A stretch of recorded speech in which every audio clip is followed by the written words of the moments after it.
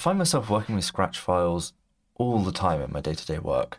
I open up a new file, write some code, and without saving it, I run the code just to test that some syntax is working correctly, just play around, make sure that code is behaving exactly as I expect it to.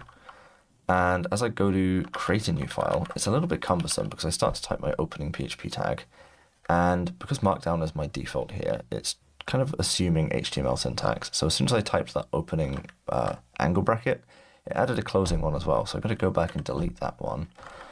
Then I've got to go and change the language mode to PHP, and then I get the proper syntax highlighting and I can do stuff. Which is a real pain because it's so much extra work. But the TemPHPest extension comes with a setting to automatically switch the mode, and it comes with 3 different options. So it can automatically switch the mode for you in Scratch files, or it can prompt you, or it can be disabled if you just don't like this feature altogether.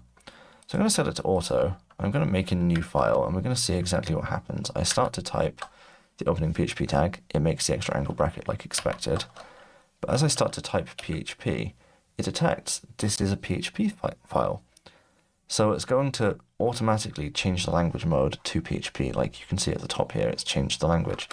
So now I can come in and just write my code, and it saves all that extra time.